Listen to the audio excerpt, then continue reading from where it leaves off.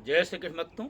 श्रीमद् भागवत महापुराण की भाव यात्रा दसम स्कंद के 80वें अध्याय तक आ पहुंची है और इस अध्याय में श्री कृष्ण के द्वारा सुदामा जी के स्वागत का प्रसंग है। राजा परीक्षित ने निवेदन किया है कि भगवन् यानि चान्यानि मुकुंदस्य महात्मनः वीर्याण्यनन्तवीर्यस्य श्रोतुमिच्छामहे प्रभो।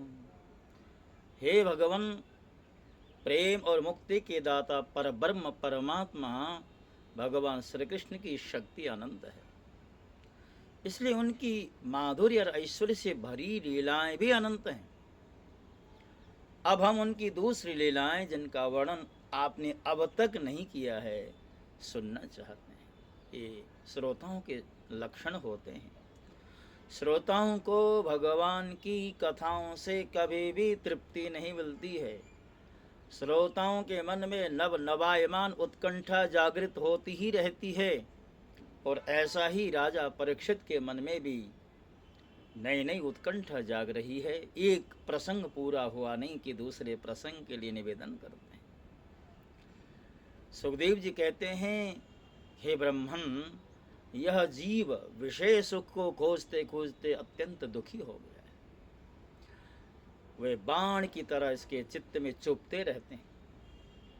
ऐसी स्थिति में ऐसा कौन सा रसिक अर्थात रस का विशेषज्ञ पुरुष होगा जो बार बार पवित्र कीर्ति भगवान श्री कृष्ण की मंगलमय लीलाओं का श्रवण करके भी उनसे विमुख होना चाहेगा। जो वाणी भगवान के गुणों का गान करती है वही सच्ची वाणी है। वे ही हाथ सच्चे हैं जो भगवान की सेवा के लिए कार्य करते हैं। वही मन सच्चा है जो चराचर प्राणियों में निवास करने वाले भगवान का स्मरण करता है। और वे ही कान वास्तव में कान कहने योग्य हैं जो भगवान की पुण्यमयी कथाओं का श्रवण करते हैं। वही सिर सिर हैं जो चराचर जगत को भगवान की चल अचल प्रतिमा मानकर नमस्कार करते हैं और जो सर्वत्र भगवत विग्रह का दर्शन करते हैं वे ही नेत्र वास्तव में नेत्र हैं। शरीर के जो अंग भगवान और उनके भक्तों के चरणोदक का सेवन करते हैं वे ही अंग वास्तव में अंग हैं। सच मानिए तो उन्हीं का होना सफल है। सूत जी कहते हैं, हे ऋषियों, जब राजा परीक्षित ने इस प्रकार प्रश्न किया तब भगवान सुखदेव जी का हृदय श्री कृष्ण में तल्लीन हो गया। उन्होंने राजा से इस प्रकार कहा। सुखदेव जी बोले, राजन, एक ब्राह्मण भगवान श्री कृष्ण के परम मित्र थे। वे बड़े ब्रह्म ज्ञानी, विषयों से विरक्त, शांत चित्त और जितेंद्रिय थे।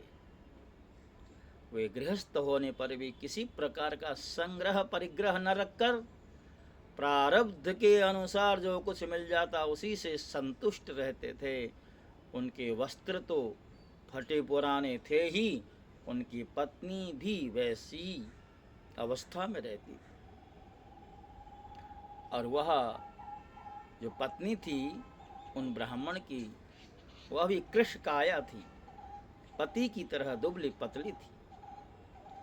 एक दिन दरिद्रता की प्रतिमूर्ति दुखिनी पतिव्रता भूख के मारे कांपते हुए अपने पतिदेव के पास गई और मुरझाए हुए मुख से बोली, ननो ब्रह्मन् भगवतः सखा साक्षात् श्रियः पते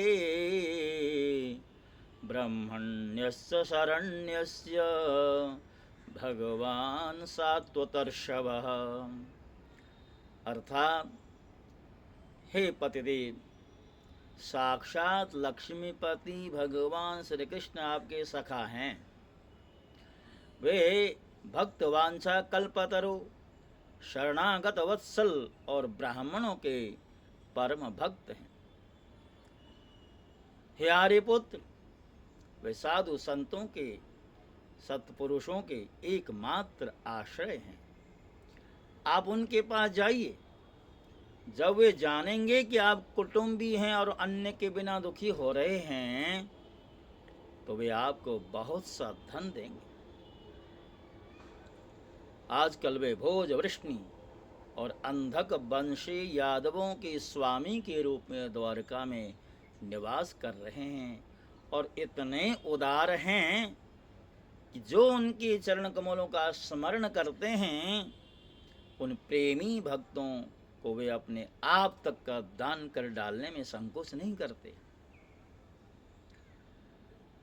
जगत गुरु भगवान श्री कृष्ण अपने भक्तों को यदि धन और विषय सुख जो अत्यंत वांछनीय नहीं हैं वे दे दें, तो इसमें कोई आश्चर्य की बात नहीं, जो स्वयं को दे सकते हैं।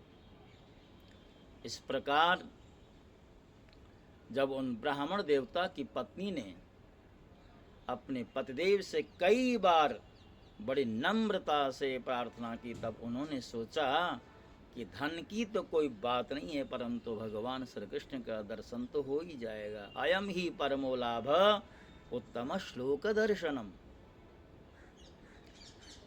यही विचार करके उन्होंने जाने का निश्चय किया और अपनी पत्नी से बोले, देवी, घर में कुछ भेंट देने योग्य वस्तु है क्या? अगर ऐसा है तो तुम दे दो। तब उस ब्राह्मण ने पास पड़ोस के ब्राह्मणों के घर में से 4 मुट्ठी चिवड़े मांगकर एक कपड़े में बांध दिए और भगवान को भेंट देने के लिए अपने पतिदेव को दे दिए। इसके पश्चात वे ब्राह्मण देवता उन चिवड़ों को लेकर द्वारका के लिए चल पड़े। वे मार्ग में यह सोचते जाते थे कि मुझे भगवान श्री कृष्ण के दर्शन कैसे प्राप्त हों। हे राजन, द्वारका में पहुंचने पर वे ब्राह्मण देवता दूसरे ब्राह्मणों के साथ सैनिकों की 3 छावनी और 3 ड्योढ़ियां पार कर भगवत धर्म का पालन करने वाले अंधक और वृष्णिवंशी यादवों के महलों में, जहां पहुंचना अत्यंत कठिन है, वहां जा पहुंचे। उनके बीच भगवान श्री कृष्ण की 16,000 रानियों के महल थे। उनमें से एक में उन ब्राह्मण देवता ने प्रवेश किया।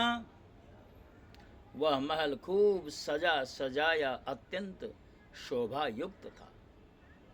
उसमें प्रवेश करते समय उन्हें ऐसा मालूम हुआ मानो वे ब्रह्मानंद के समुद्र में डूब और उतरा रहे। उस समय भगवान श्री कृष्ण अपनी प्राण प्रिया रुक्मिणी जी के पलंग पर विराजमान थे। ब्राह्मण देवता को दूर से ही देखकर वे सहसा उठ खड़े हुए। उनके पास आकर बड़े आनंद से उन्हें अपने भुजपास में बांध लिया। हे राजन, परमानंद स्वरूप भगवान अपने प्यारे सखा ब्राह्मण देवता के अंग स्पर्श से अत्यंत आह्लादित हुए। उनके कमल के समान कोमल नेत्रों से प्रेम के आंसू बरसने लगे। हे राजन, कुछ समय के पश्चात भगवान श्री कृष्ण ने उन्हें ले जाकर अपने पलंग पर बिठाया और स्वयं पूजन की सामग्री लाकर उनकी पूजा की। हे राजन, भगवान श्री कृष्ण सभी को पवित्र करने वाले हैं, फिर भी उन्होंने अपने हाथों ब्राह्मण देवता के पांव पखाकर उनका चरणोदक अपने सिर पर छिड़क कर और उनके शरीर में चंदन, अर्गजा, केसर आदि दिव्य गंधों का लेपन किया। फिर उन्होंने बड़े आनंद से सुगंधित धूप और दीपावली से अपने मित्र की आरती उतारी और इस प्रकार पूजा करके पान एवं गाय देकर मधुर वचनों से आप भले पधारे ऐसा कहकर उनका स्वागत किया। ब्राह्मण देवता फटे पुराने वस्त्र पहने हुए थे। शरीर अत्यंत मलिन और दुर्बल था। देह की सारी नसें दिखाई पड़ती थी। स्वयं भगवती रुक्मिणी जी चंवर डुलाकर उनकी सेवा करने लगी। अंतःपुर की स्त्रियां यह देखकर अत्यंत विस्मित हो गईं कि पवित्र कीर्ति भगवान श्री कृष्ण अतिशय प्रेम से इस मैले कुचैले अवधूत ब्राह्मण की पूजा कर रहे हैं। वे परस्पर में कहने लगी,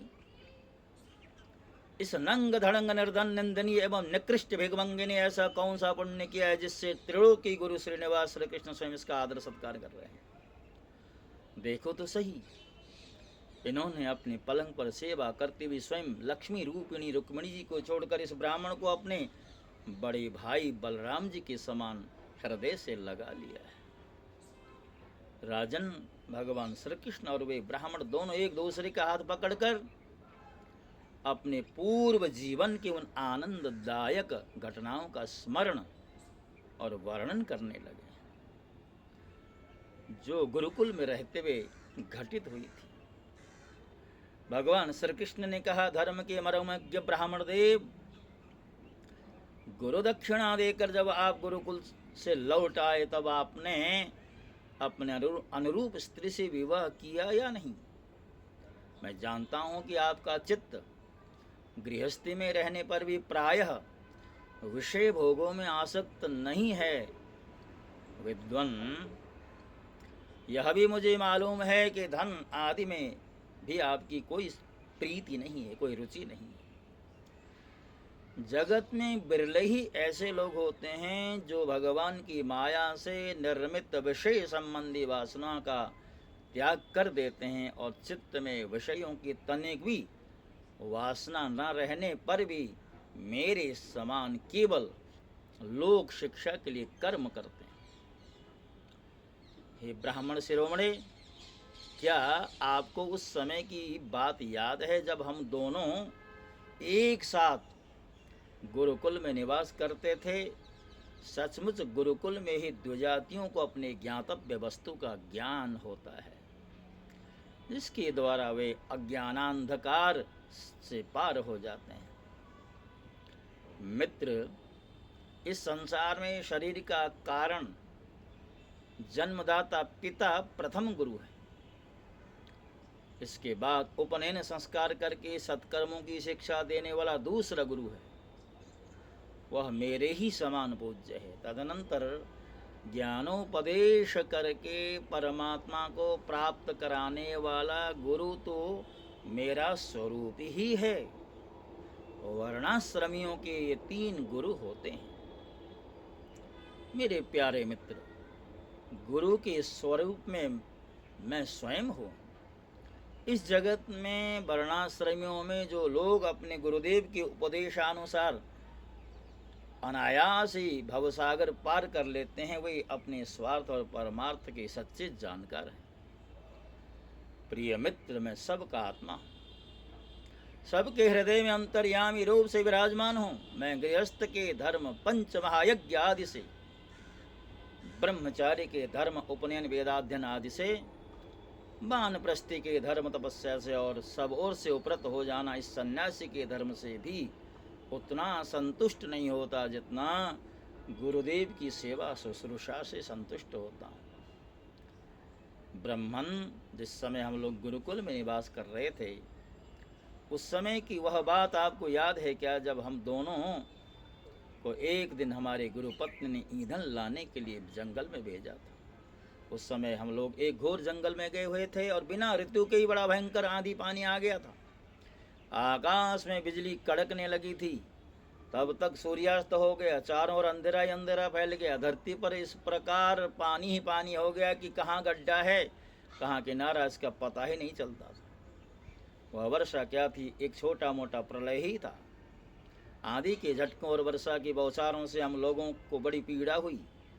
दिशा का ज्ञान न रहा, हम लोग अत्यंत आतुर हो गए और एक दूसरे का हाथ पकड़कर जंगल में इधर उधर भटकते रहे। जब हमारे गुरुदेव सांदीपनि मुनि को इस बात का पता चला, तब वे सूर्योदय होने पर अपने शिष्य हम लोगों को ढूंढते हुए जंगल में पहुंचे। उन्होंने देखा हम अत्यंत आतुर हो रहे हैं। वे कहने लगे, आश्चर्य है पुत्रों, तुम लोगों ने हमारे लिए अत्यंत कष्ट उठाया।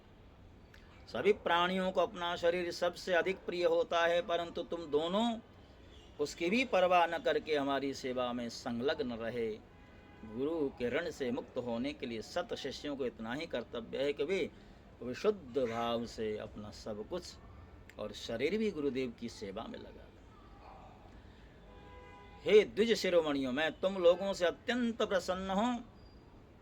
तुम्हारे सारे मनोरथ, सारी अभिलाषाएं पूर्ण हों और तुम लोगों ने हमसे जो वेदाध्ययन किया है वह तुम्हें सर्वदा कंठस्थ रहे, कभी विस्मृत न हो और कभी निष्फल भी न हो।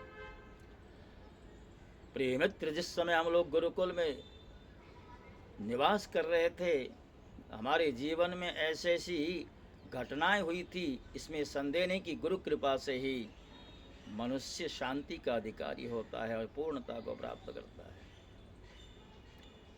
ब्राह्मण देवता बोले, हे देवताओं के आराध्य देव जगत गुरु कृष्ण, भला अब हमें क्या करना बाकी है, क्योंकि आपके साथ जो सत्य संकल्प परमात्मा है, हमें गुरुकुल में रहने का सौभाग्य प्राप्त हो।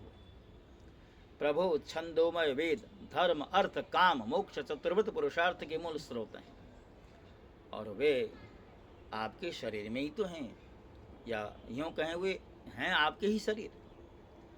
वही आप वेदाध्ययन के लिए गुरुकुल में निवास करें, यह मनुष्य लीला का अभिनय नहीं तो और क्या है।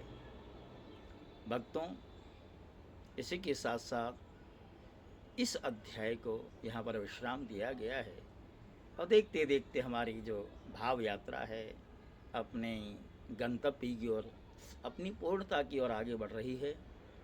अब 10वें स्कंद में मात्र 10 अध्याय शेष रहते हैं, 11वें में 31 और 12वें अध्याय में 13 अध्याय शेष रहते हैं। इस तरह अब श्रीमद् भागवत की जो भाव यात्रा उसमें 54 अध्याय शेष रहते हैं।